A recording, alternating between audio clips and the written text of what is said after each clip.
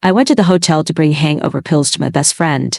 But from the room next door, I heard familiar intimate sounds. The man who had whispered "I'll love you forever" in my ear just yesterday was now pressing himself against another woman. He had refused to visit me when I was seriously ill, all to celebrate his mistress's birthday. I immediately got together with the domineering CEO who secretly liked me, and suddenly, he started to regret it and tried to win me back. My best friend, Jessica, had too much to drink at work function. I bought her some hangover pills and took her to the hotel. Jessica was in the room holding a trash can and throwing up. When she finished, she looked up at me blear-eyed. "Sadie, I'm having such a terrible time. I broke up with my boyfriend yesterday. I was forced to drink heavily today, and now the couple next door is being so affectionate. I can't live like this anymore."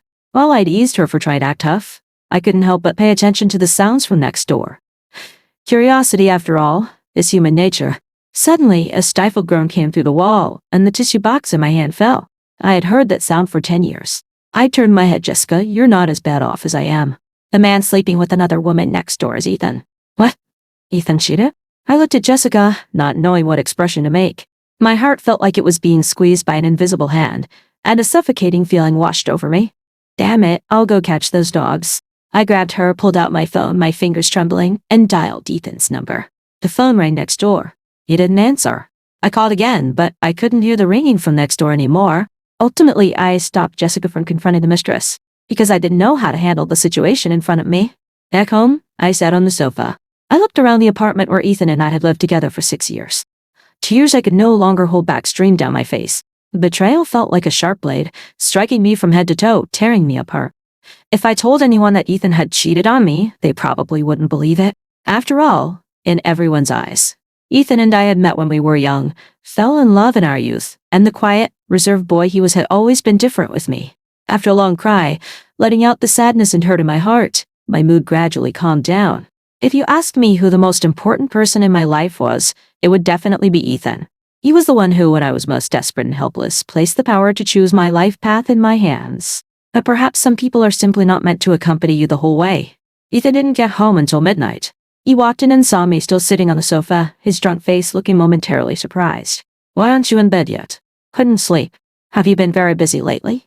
I stared at him intently, trying to find any trace of deceit on his face. Was he too good at acting, or was I just naive? It was the same face, but looking at it now felt unfamiliar. We had a project that ran into some trouble recently. Watching him lie without batting an eye, I couldn't tell if I felt more anger or disappointment. My hands and feet were ice cold, but my heart remained heavy.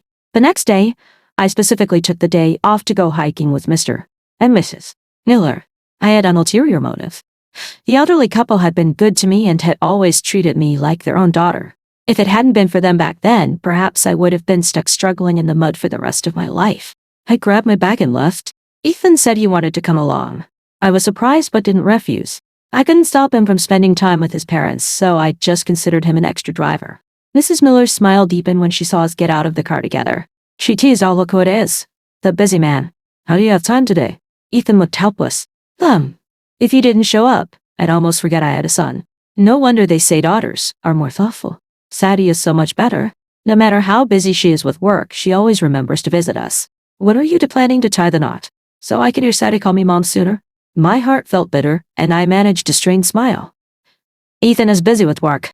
We're not in a rush to get married. Besides, even if we don't get married, in my heart, you and Mr. Miller are my parents. Sadie is such a good girl." This brat, bringing his wife home when he was just a teenager? Ethan smiled faintly. "I have good taste." I dug my nails into my palms to barely keep my expression under control. The four of us sat in the car. The scenery outside the window gradually changed from gray concrete to green. There were fewer and fewer cars on the road. Suddenly, an urgent ringtone pulled me back from looking out the window. It was Ethan's phone. I casually glanced at it. Ashley. When did he get a new secretary? It dawned on me that it had been a long time since I'd visited Ethan's company. The person on the other end said something I couldn't hear. Ethan's handsome eyebrows furrowed and his lips pursed as if he was in a difficult position, and waited for me to come over. He hung up, pulled the car over to the side of the road, and said there was an urgent matter at the company. Mrs. Miller grumbled at him irritably. "I'll spend time with you next time," he said, and quickly got out of the car. I didn't say a word, silently driving the car down the mountain. There were a few people at the foot of the mountain covered in green shade with crisp birdsong. Without the noise of people and cars, it finally quieted down. There was an old farmhouse converted into a bed and breakfast on the mountain. It had seen some years. After taking a shower that night and lying in bed, a strange intuition suddenly prompted me to open Kate Yokai and look at his followers list. Among the many avatars, I immediately spotted the back I recognized without even needing to click on the picture. The man in the videos on that account didn't show his face, only the watch on his wrist, suggesting he had significant wealth. And I had bought that watch. After I got promoted and led a team, our first project was completed successfully, and I received a substantial bonus. I used that money to buy gifts for everyone in the Miller family, and I gritted my teeth and spent half a year's salary on that watch. The account had updated a video that afternoon with the caption, "The coolest and most considerate boss ever, period." He drove 50 kilometers to help me when my car got scratched. Sending a heart. The comments below were filled with "Sis, you see him as a boss, but he doesn't see you as an employee. This is the ship we need." Is this a romance drama come to life? Domineering CEO love, so jealous, sis. If he's not into you, I'll chop off my head and use it as a soccer ball. OMG, you can tell he's a hottie just from his hand. The blogger is so lucky. My stomach churned, wanting to throw up but unable to. I lay by the edge of the bed, dry heaving, tears in my eyes. The night on the mountain was truly cold. The moonlight streamed in, illuminating the empty half of the bed. I didn't sleep all night. Although the bed and breakfast was old, its scenery was magnificent. Just outside the room was a sea of clouds, and from a distance, you could vaguely see more clouds beyond the forest. The morning light illuminated the tip of the pavilion on the mountain ridge. I composed myself and strolled around with the elderly couple. I subtly asked Mr. Miller about the company. He said it was busy. With such a large enterprise and numerous subsidiary companies, the only way to not be busy was to retire or go bankrupt. I lowered my eyes, my heart aching heavily. Being busy or not busy depended on the person, not the work. The sweet memories of the past felt like a fine net, wrapping tightly around me. I couldn't break free, couldn't escape the past. It was too beautiful, and so the pain was truly deep. Memories flashed before my eyes like a slideshow. Time passed so quickly. The first time I came here, I was only 14, and the pillars of the pavilion were covered in marks. Mrs. Miller smiled gently. 15 years have passed. Yes, 15 years just like that. I nervously pinched the hem of my shirt, tentatively asking if Ethan and I hadn't started dating back then. Would you and Mr. Miller still have been willing to treat me like a daughter? Mrs. Miller looked at me for a moment, then hesitated, asking if we had argued. I opened my mouth to say no, but in the end, I didn't say anything. She gently patted my hand. When something happens, communicate properly. Issues between two people should be resolved together. There are always bumps in the road in life. I opened my eyes wide, afraid to blink, fearing the tears would fall. Mr. Miller saw my expression and guessed what was happening. Sadie, no matter what, you are our daughter. If he bullies you, you tell us, and we'll set him straight. After hearing that, I couldn't hold back any longer.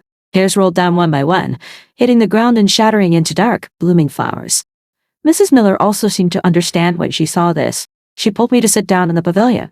If it's something you can get past, then grit your teeth, and you to work through it together.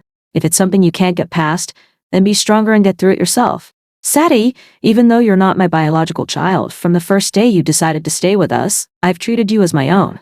Don't suppress your feelings. I want Ethan to be happy, and I want you to be happy too. I hugged Mrs. Miller tightly, sobbing breathlessly. No matter what happens, I'm still your daughter. Perhaps because I'd been crying for so long, I started running a fever when I got home. I took fever reducers, but when I woke up, the fever was worse. I felt weak all over. It had been a long time since I was sick, and when it hit, it was hard to bear. I gritted my teeth, changed clothes, and rushed to the hospital. A moment later, my boss, who had just approved my sick leave over the phone, miraculously appeared before me, raising an eyebrow and asking why I was alone. Boyfriend's busy. Rob gave me a meaningful look. Too busy to even take care of his girlfriend when she's sick? Your taste in men is really bad. Even though I was used to a sharp tongue, my heart still teeming with pain. Rob is my boss and my senior from college. He's 2 years older than me and the most ambitious rich kid I'd ever met. Before he even graduated, he started his own studio with a few friends and sought investment from his parents. Now, that small studio from back then has become a well-known company. Everything the boss says is right. Are you here for something? Yeah. There was a little accident. He glanced at me guiltily. The proposal you submitted last week was late. Sterling Corp's new proposal has a budget 10% lower than ours. There's a mole in the company, I'll find them. But you'll have to redo the new proposal. I stared at him, dumbfounded. Rob, I'm this sick, and you came all the way here to exploit labor. He rubbed his nose. No rush. Get some good rest. And just get the new proposal to me within 3 days. My vision went black in waves. Half a month's worth of work squeezed into 3 days. Ruthless boss. Black, minus-hearted businessman. Resign? Enough. Before I could finish, he spoke again. Double bonus for the whole team, plus my personal subsidy. I immediately changed my tune. I would never fail to complete a task, Rob. Don't worry. He asked the nurse for a disposable cup, got some hot water, and handed it to me. Just rest well today, recover, and then you can continue to work hard for the company and live up to expectations. Boss overtime pay too. Don't forget. Rob's face darkened.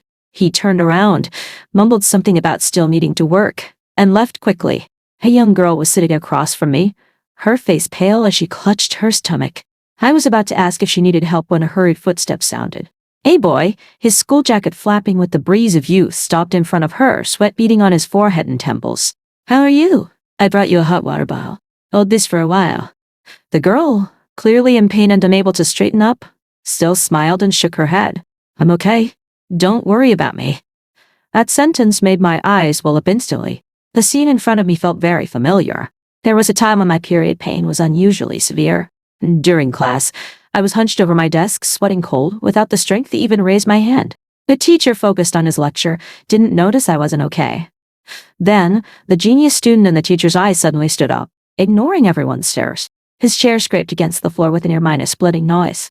Ethan ran over, his face panicked, and picked me up. On the way to the infirmary, his hands were still trembling. Cuddled in his arms, I endured the pain and softly told him, I'm okay. Don't worry about me. That Ethan would ignore others, strangelets, and go to the supermarket to buy sanitary products for me. That boy was my youth. A self-destructive urge suddenly surged within me, one I couldn't ignore. Since it already hurt this much, why not let it hurt a little more? I opened TIKTOK. The mistress's account had updated. My birthday is in 2 days, but my boss wants me to go on a business trip to Bayport with him that day. For me, a sad little worker bee, cry. His followers were all happy for him. You innocent little fool. Your boss wants to take you to celebrate your birthday. As someone who's been single their whole life, I'm so jealous. I've only seen plots like this in novels. You two should get together quickly and make my ship sail. My hand tightened around my phone. Ethan, you said it. You said you would never abandon me like my mom and dad did. You said it. You said you wouldn't. I buried my head in my knees, hugging myself, hiding in my own world like an ostrich, giving myself a hug. I have no memory of my mother, only my father as a relative. I heard my mother ran off with someone when I was 1. My father was addicted to alcohol. When he wasn't drinking, I thought he loved me. He would buy me yogurt. But when he drank, he would smash the yogurt in my face and beat me. Only when he was sober could I feel a faint bit of love. I silently endured the unavoidable violence, clinging to the only bit of warmth in my life, stubbornly unwilling to escape the constraints of my family. It wasn't until one day in middle school that I understood life could always get worse. My father became addicted to drugs, lost our house and car, and even gambled me away. A group of burly men with tattoos covering their arms burst into the school, loudly asking, "Who is Sadie Shen?" The security guards couldn't get rid of them. Before the police arrived, everyone knew my father had used me as collateral for gambling. Suddenly, everyone was pointing and whispering about me. Classmates deliberately ostracized me. Rumors swept through the school. Everyone avoided me. The malice in their eyes shattered me. Sadie Shen's dad is giving her away. Sadie Shen is going to be sold. Sadie Shen is already a prostitute. She goes to school during the day and works at night now. I hid in the corner of the sports field, covering my ears and sobbing hysterically. The negative emotions almost crushed me. At 14, I stood on the edge of an abyss, swaying precariously. What did I do wrong? I hadn't hurt anyone. Why was everyone hurting me? Suddenly, a hand gently tapped my shoulder from behind. I wiped away my tears and turned around. Sunlight peeking through a gap in the clouds fell on the boy. He looked like he had stepped out of a dream. His soft, fluffy hair danced in the wind, revealing gentle eyes beneath his bangs. The boy held out his hand to me, his eyes like stars. Sadie, don't cry. I'll take you home tonight. From now on, my home is your home. That night, he took me home and convinced his parents to let me stay. From that day on, I lived in the guest room at their house. Mrs. Miller and Mr. Miller used legal means to help me resolve my family issues. I silently accepted their kindness, vowing in my heart to work even harder. That night after Ethan came home, I casually asked him, what if we get tired of each other someday? He paused, the hand holding the cup to pour water freezing. Huh? Are you tired of me? I was just thinking we've been together for so long, will we forget our original feelings someday? First sight is wonderful, but after being together for a long time, does the heart still flutter? His answer was a brief silence. He told me not to overthink. His not answering was an answer, wasn't it? Back in the present, the moment the door closed, I collapsed onto the sofa, unable to control myself. Tears fell silently. I couldn't stop thinking about what they were like together. Did he look at her so tenderly and kiss her affectionately? Did she hold him back just as eagerly? A surging tide washed over me, pulling me down to the bottom of the sea. The pain I couldn't express tore at me, leaving me raw and bleeding. The next day, I started working frantically, trying not to think about anything related to him. Rob, on the other end of the video conference, frowned, his face full of worry. Rob, Sterling Corp suggested using a new material to replace the old one to save costs. But this material has only been on the market for a short time. If we can prove the risks of large-scale replacement of the old material, maybe we can buy some more time. Otherwise, even if we rush out a new proposal in 3 days, our chances of winning aren't high. I rubbed my forehead. My head suddenly felt dizzy. Maybe I was too tired, the fever hadn't gone away, it kept coming back. You don't look too good. Take the day off today and rest. Tomorrow. The voice in my ear grew fainter and fainter. My vision suddenly went black. In a daze, I seemed to have a dream. In the dream, Ethan looked like he did when he was 18. I was scribbling furiously at my desk. He finished his homework and sat beside me quietly, occasionally cutting me some fruit or pouring me a glass of milk. I joked with him, asking if he was raising me like a daughter. Young Ethan glared at me without speaking, but the tips of his ears quietly turned red. The scene shifted. Outside the middle school classroom, I was cornered against a wall by a group of people. So what if you have good grades? Too bad you don't have a dad. And no mom either. Every word turned into a knife stabbing into my body, one after another. The malice washing over me bound my hands and feet, leaving me helpless in front of them. When I was at a loss, a pair of warm hands firmly took mine. 18 minus your minus old Ethan, his face cold, firmly told them, excellent people shine wherever they are. She's excellent, more excellent than any of you. Facing the hateful words, I hadn't cried. But his words made me sob out loud. It felt like I was crying out all the grievances I had held inside. When I woke up, my face was still cool with tears. Sadie Shen, are you love minus struck? You fainted from fever, and you were still calling your boyfriend's name. Tiosuke? I was still groggy looking at Rob. Why was he at the hospital? You suddenly fainted during the meeting.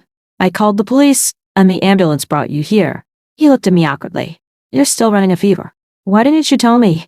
I could have found someone else to do the proposal. A nurse suddenly came in, interrupting us. Room 35 family member. Please accompany the patient for a CT scan. Come back to see the doctor after the report is ready. I told him to go back to the company. He felt guilty and refused to leave. I had no choice but to call Ethan. I sighed inwardly. Isn't this convenient? He was supposed to leave for Bayport that afternoon. I asked if he could come to the hospital to keep me company while I worked and postpone his trip by a day. There was a moment of hesitation on the other end, and then he finally said, find a friend to stay with you. At that moment, I felt as though I had entered an ice cellar. I thought even if the love was gone, there was still some feeling left. It turned out it was just what I thought. After Rob accompanied me for the CT scan, I sent him back to the company. He told me to call him anytime I needed him. I smiled faintly. The doctor looked at the scans and frowned. He said to come back tomorrow for a biopsy. I sat in the hospital hallway for a long time, staring blankly at the stream of patients and their families coming and going. Loneliness swept over me, drowning me. I was going to be alone again. I didn't sleep well that night. I woke up suddenly in the early morning.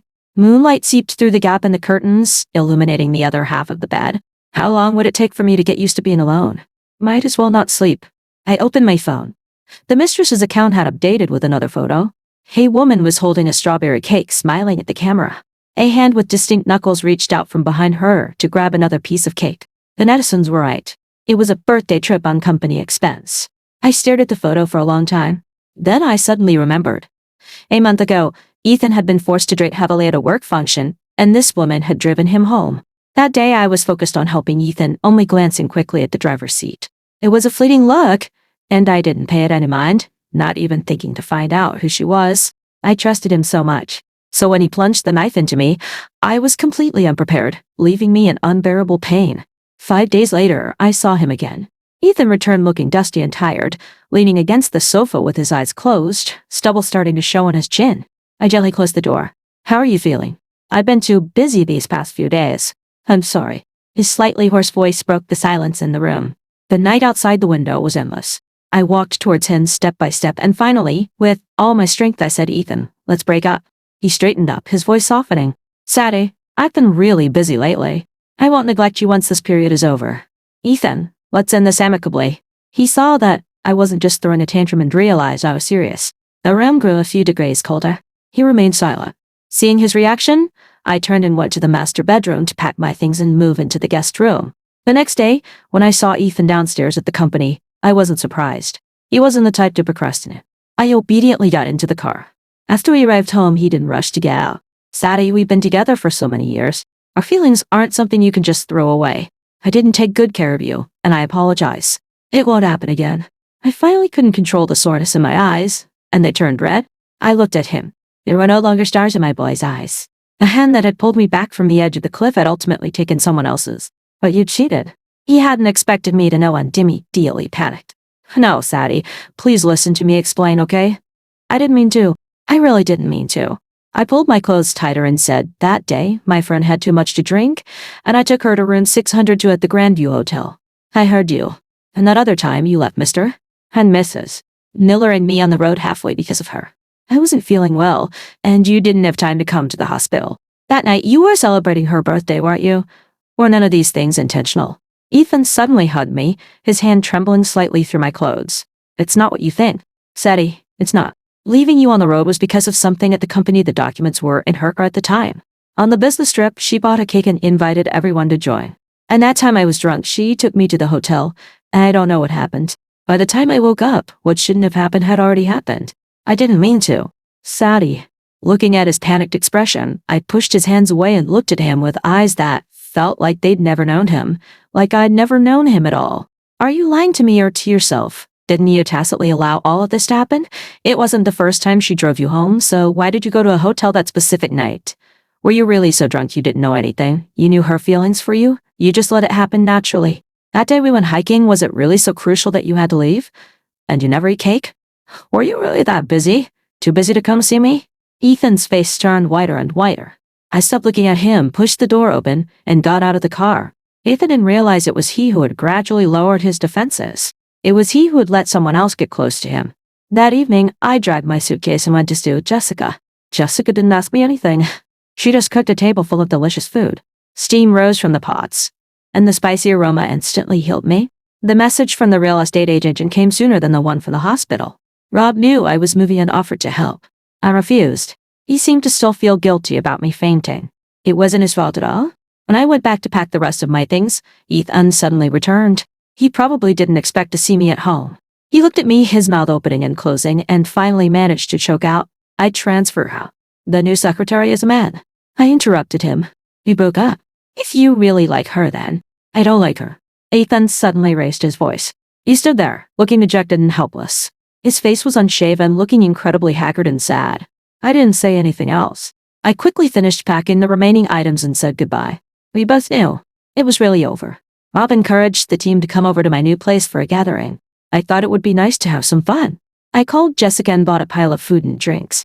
Jessica raised her glass and said, "Happy single life." Everyone immediately looked at me, then understandably didn't ask any further questions. Rob awkwardly squeezed next to me and swapped the alcohol in my hand for a drink. The others exchanged knowing glances. Everyone was laughing, and the lively atmosphere made me feel happy for the first time in a long while. I was so reluctant to see them off downstairs. I said see you tomorrow several times before turning to go home. In my peripheral vision, Ethan's cold figure suddenly appeared among the scattered shadows. He did have a good-looking face. Even unshaven, he was still handsome. I looked at him once, then turned and went home, not looking back.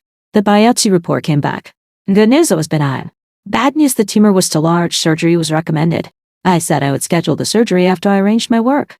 Sometimes coincidences happen. I walked out and saw Ethan in the hospital hallway. He saw me too. I immediately turned and walked away quickly. Suddenly, seeing him didn't seem to hurt as much anymore. But from that day on, Ethan seemed like a different person. I would see him downstairs at my apartment in company every day. He wouldn't come over and talk to me. He would just watch me when I appeared, his expression a mix of sorrow and pain. I found it inexplicable. Rob kept making sarcastic remarks to me every day. One moment he'd ask if we were getting back together. The next he'd say, a good horse doesn't go back to its old pasture. Hey, don't go back to an ex. Even people on my team were saying that if a man makes a mistake once, he'll make it again. Amen with no boundaries shouldn't be kept. They were giving me a headache, so I casually said, Rob is always running over here, so he's a jerk too. Everyone immediately shut up. They looked at Rob with a different kind of meaning in their eyes. One person even shook their head at Rob. Everyone around me had been acting strange lately. I didn't tell anyone about the surgery. I hired a nurse for myself, but when I woke up after the surgery, the person sitting next to me was Rob. He said he was there to keep an eye on me. Once I could move normally, he'd bring work over for me to do. I really wanted to crack open his head and see what was inside. How did a boss who exploits employees like this manage to grow a company? Hospital days were incredibly boring. Rob would take me for a walk downstairs every day. When we came back, I found a lot of people gathered outside my room. Rob helped me inside, and there was an unexpected visitor minus that girl Ashley. Rob carefully helped me back onto the hospital bed. Ashley looked at us and suddenly started crying. Sadie, can you please stop harassing Ethan just because the Miller family adopted you? We were very happy together. Can you please stop trying to break us up? I really love him and around you, unlike me. I've only ever loved him. Please, I'm begging you. Her red eyes and messy hair made her look fragile and wronged, quite pitiful. Rob stepped forward, but out to speak, but I held him back. Ethan and I have known each other for 16 years and dated for 10. We were supposed to get married. Don't pretend you don't know. You've seen me before, haven't you? Those videos and photos were meant for me to see, right? Well, you succeeded. We broke up. From now on, your business is none of mine. Don't ever appear in front of me again. You make me sick. She seemed surprised by my calmness and froze for a moment. Her expression instantly changed, and she glared at me viciously. You'd better stick to your word. She dropped the words and left. My incision was throbbing. I shifted position, feeling a little breathless. Don't think too much. It's all over. Rob looked at me worriedly. I gave him a strained smile. I thought it was all over too, until I received a bouquet of flowers. I thought a friend had sent them. As I went to put them in a vase, there was a sudden sharp pain. The liquid that flowed out stained my eyes red, the smell filling my nostrils. The flowers dropped to the ground. Blood dripped down my fingers drop by drop. I thought I could hear the sound. Rob walked in and saw that scene. He rushed over instantly. Sadisha, where are you hurt?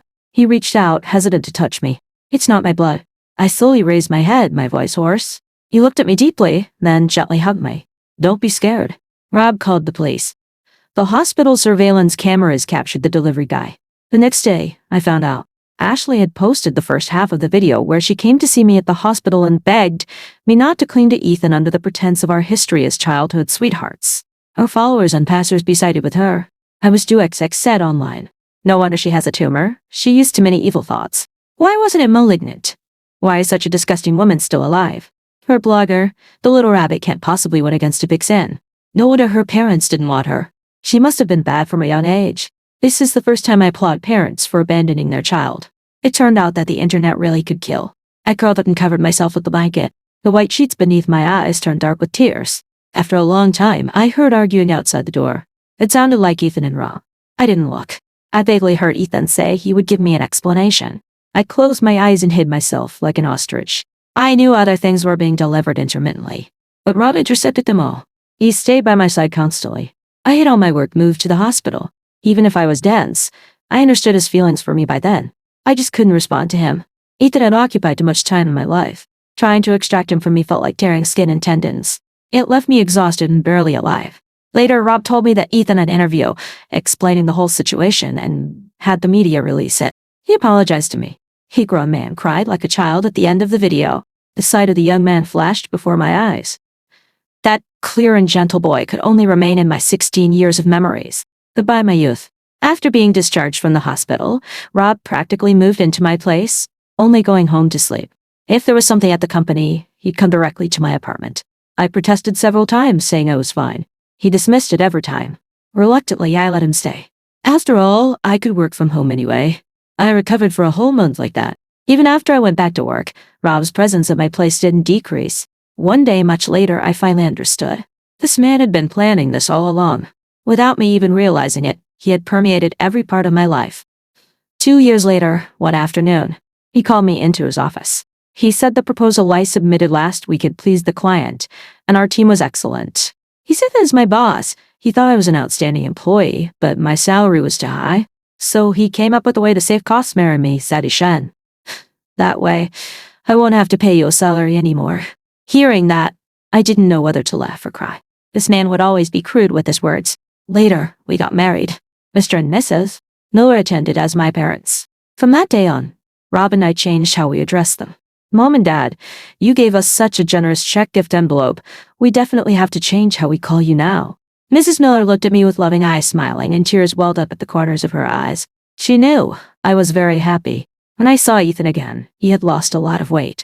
His suit hung loosely on him. He offered his congratulations. I smiled and nodded, then took Rob's hand and went to the next table to toast.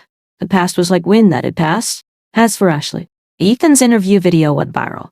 The full video of her coming to the hospital to see me that day, which Rob had found a popular blogger to release, caused Ashley to be ostracized. She was XX'd by netizens, and it turned out she wasn't a first-time offender, but a serial affair partner. I received many apology letters one after another. I only read one before stopping. What was the point? The idle gossip you chewed on while snacking was what tore my life apart. The end.